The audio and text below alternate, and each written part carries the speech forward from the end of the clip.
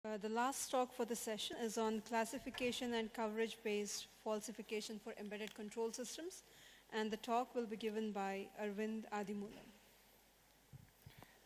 Thanks for the introduction. So today I'm going to talk about classification and coverage-guided falsification of embedded control systems. This is joint research work with my advisor, Thao Dang at Verimag in Grenoble. She's also a CNRS researcher. And Alexander Donge is associated with the company Decipher in San Francisco. Jim Kapinski and Shoshank Jing are associated with Toyota in America.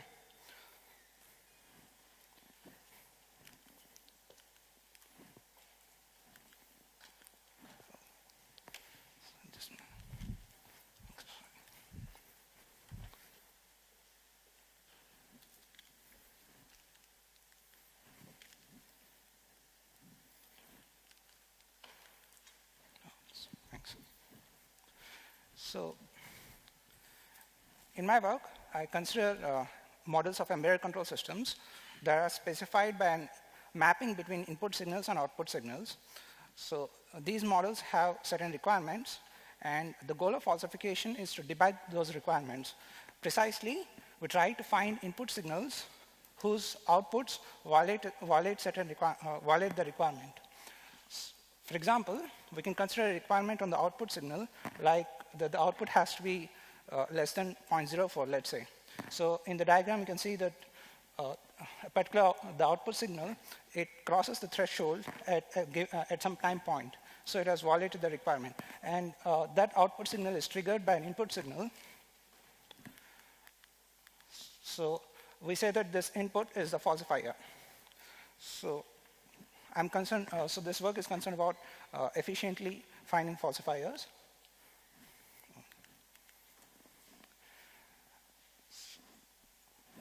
So we also consider requirements whose specifications have a quantitative semantics associated with them.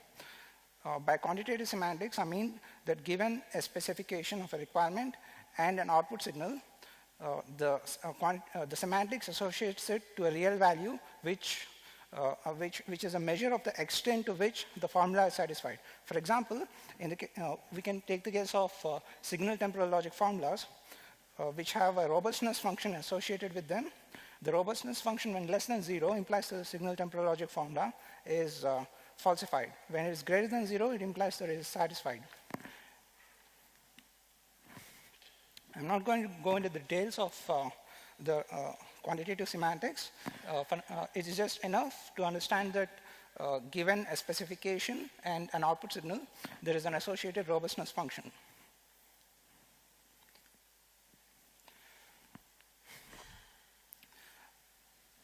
In general, the problem of searching for a falsifier, the set space of the input signals is infinite dimensional. However, we can restrict ourselves to a finitely parametrized input space. In our work, we consider step input signals where the points of discontinuity are uniformly spaced. So this gives a finite dimensional input space when the time horizon of the signal is finite. For example, in the diagram, there is an example of the signal which is represented by a tuple of 9 values corresponding to what the value of the signal is in each of the uniformly spaced time intervals.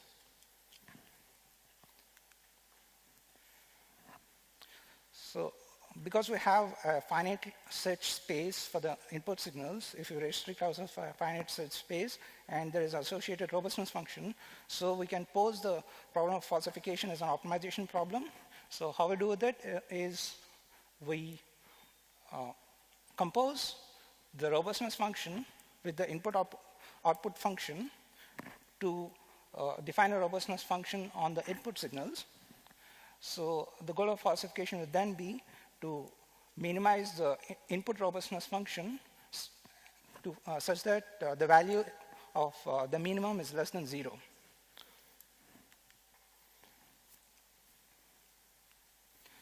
However, the problem we land up with any practical specifications is that the function f can be highly complex. For example, it can involve differential equations plus some discrete automata and some lookup tables and also delay functions. So using mathematical or analytical optimization techniques to find a falsifier is going to be very difficult. Instead, we can use black box search approaches. So by a black box search, I mean that instead of analytically analyzing the specification of f, we try to predict the behavior of the function f by sampling. And based on those predictions, we try to intelligently sample in regions where it is like the likelihood of finding a falsifier is high. So most of the common black box search approaches, these are also called stochastic local search approaches, have a drawback that they tend to be biased towards a local optimum. It's not exactly a drawback, but it's a feature of the search. So because of that, given a finite computational time, these search approaches cannot exhaustively search all the local optimum. They can only maybe find a few local optimum, but those local optimum may not correspond to the falsifier. And so the effectiveness of search is sensitive to where we are initializing the search. If you initialize, we expect that if we initialize in regions that are close to the falsifier, then we are more likely to find the falsifier in given finite computational time. So this defines our problem. Our problem is to find good initialization conditions. Given we can take any arbitrary local search approach, and if we are able to find a good initialization condition for this local search, then we expect that the effectiveness of the search is going to be higher. So this is the problem that I'm going to talk about in this. So it's about finding a good initialization condition. So the approach we use is, so the philosophy of our research is to find a separation of the search space into different regions, such that in some of the regions there is more likelihood of finding a falsifier, while in the rest the likelihood of falsifier is low. In this case, after doing this global search where we separate the regions into regions based on the likelihood of falsification, we can initialize the local search in regions where the likelihood of finding falsifier is high.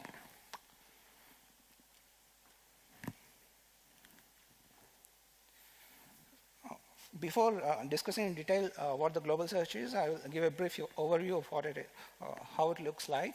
So it's a combination of statistical classification and bias sampling. So first I should explain statistical classification. By statistical classification, I mean that given a set of samples in a region, we draw an axis-aligned classifier that tries to separate samples with higher robustness from those with lower robustness.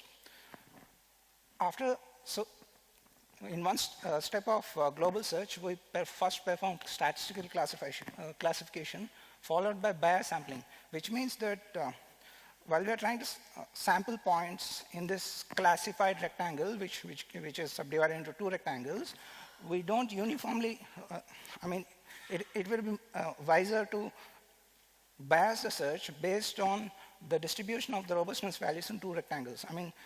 Instead of having the probability of sampling in both the rectangles to be same, since we know that the rectangle, let's say the rectangle on the left has higher values with higher robustness and the rectangle on the right has values with lower robustness, we may put more points on the subrectangle on the right as compared to the rectangle on the left. And then we again classify and again do the sampling and so on. This would finally give us, let's say, a subdivision of the space, and I expect that we find in those subdivisions we find some regions containing very low robustness samples where we can initialize the local search. So now I shall explain the details of global search. So first is classification. So the goal of classification is to separate samples below the average robustness from those above the average robustness. For this, we use axis-aligned classifiers, and we are inspired by the soft margin support vector machines that have that define a particular misclassification error. So while drawing the classifier, we try to minimize the misclassification error. In general, for support vector machines, the misclassification error is proportional to the distance from the hyperplane. But since we are also, in our case, we also have an associated robustness value, so we also take that into consideration and have this classification function. So if you see in the classification function, there is this rho x is the robustness function, and xd is the distance, xd minus rg is the distance from the hyperplane. So we multiply both of that and define a function.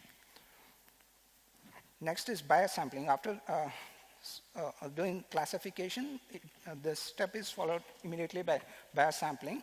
So the bias sampling contains two phases. The first phase is probabilistic sampling, and the second phase is singularity-based sampling. So, so I'll explain why. Once we have a set of regions, when we have a set of regions with different distributions, we can analyze parameters like the average robustness and also the coverage of those regions, and how exhaustively have we covered those regions by sampling. So based on those parameters, we can compute certain probabilities of a probability distribution of sampling in these rectangles and do a sampling of that kind. However, in doing so, we may miss some rare samples that have very low robustness, and I call them as singular samples. In order to account for those singular samples, we additionally identify regions that contain these singular samples and do sampling in those regions. The way now I shall explain the way we do sampling in those regions. First, for computing the accessing the coverage of a region, we use a metric called the log cell occupancy coverage, which is given a rectangle with an associated grid of epsilon distance, and a set of points. The log cell occupancy is defined as the log of the number of occupied cells divided by the log of the total number of points. So the log of the total number of cells, in order to find the log of the total number of cells, we don't actually have to construct the grid. It can be done more easily by just some arithmetic computations. So this is the coverage that we use. So based on this coverage, we can define first a coverage-based probability as follows.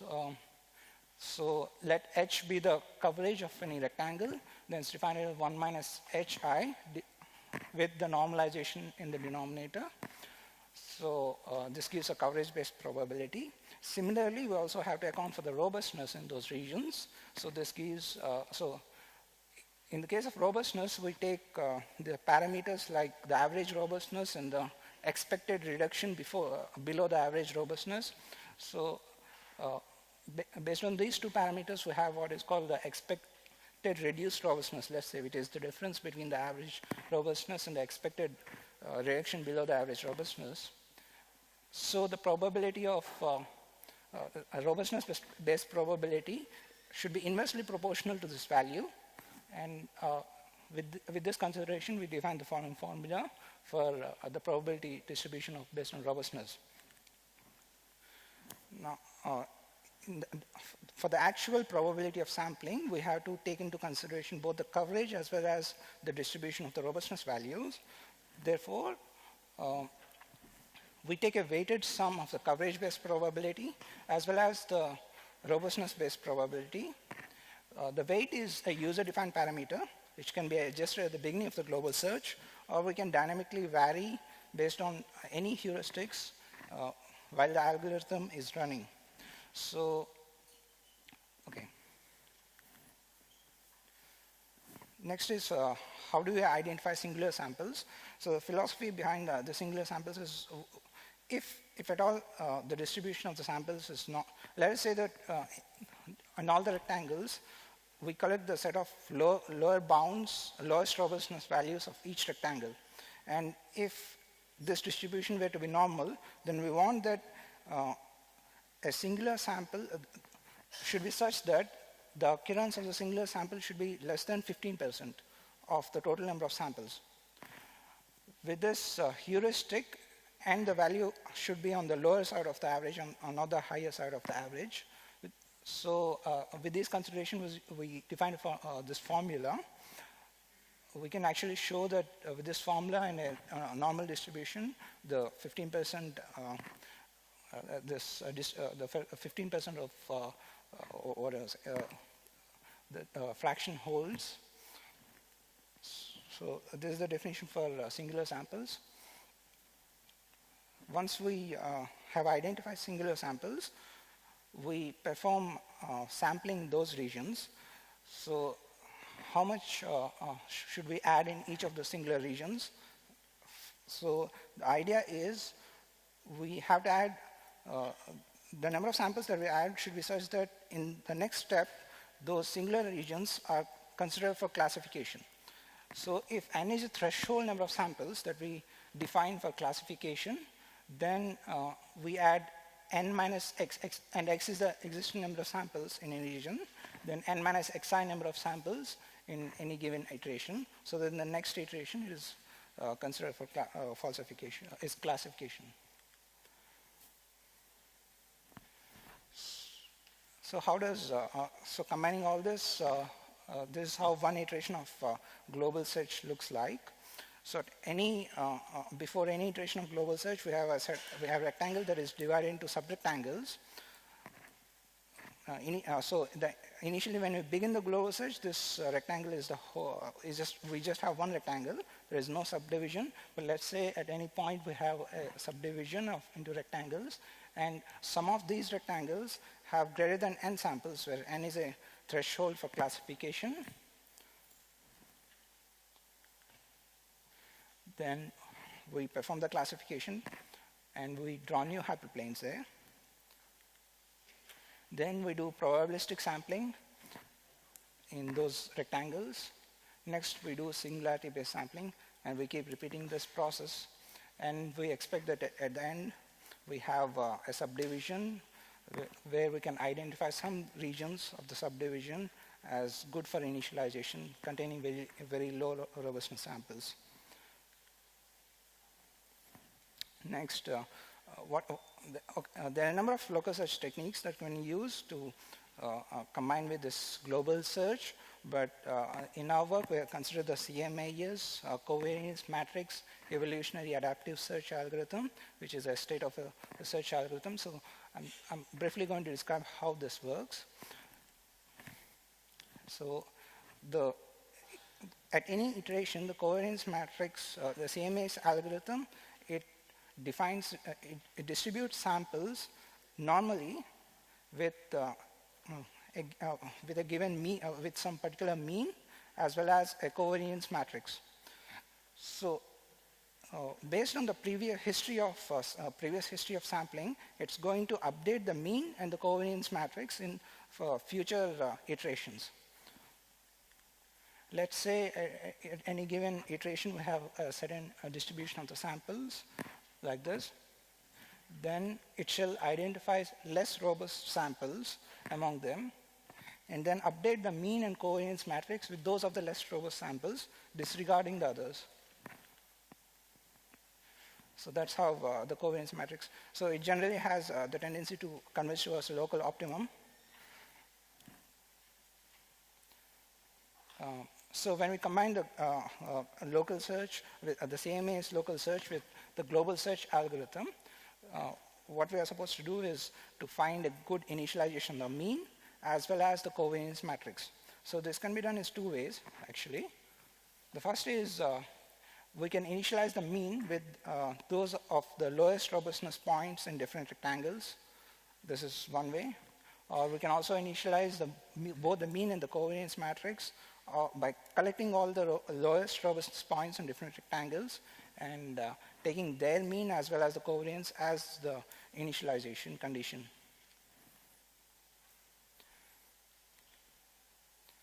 So we have worked out our approach on some practical benchmarks. The first is that of an automotive powertrain control system. It takes as input a pedal angle and gives as output an air-fuel ratio.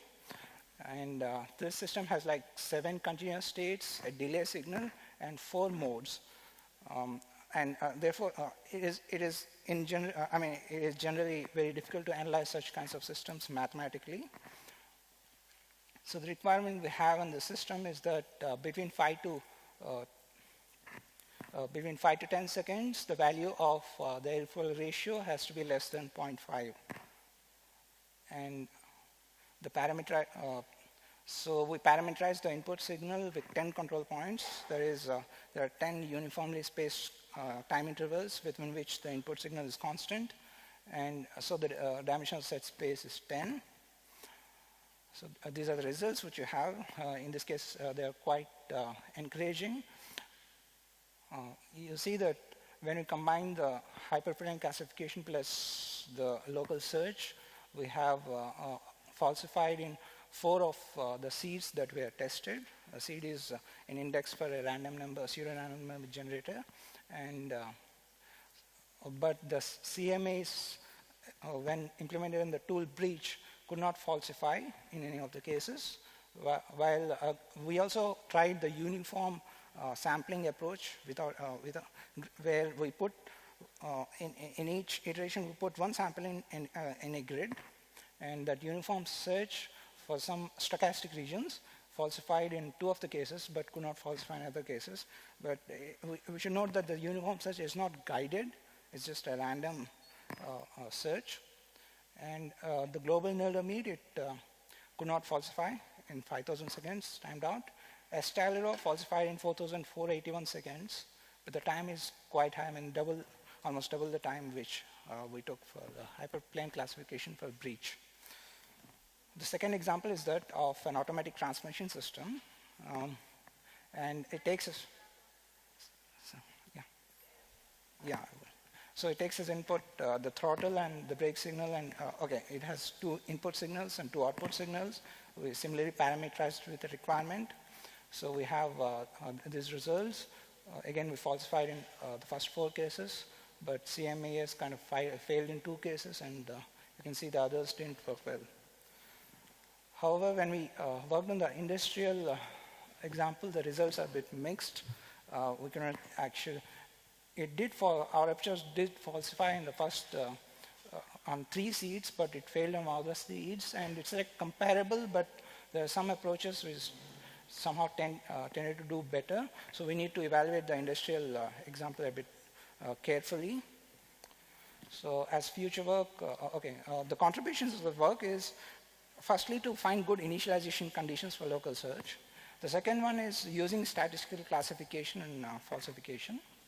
So as future work, we can think about, one of the main things that I want to look in the future work is interactive sampling, where the user actually interacts with the falsifier in different phases of the iteration. So the other ones I'm going to skip, but the second point is what is most important I'm thinking about. Okay, thank you.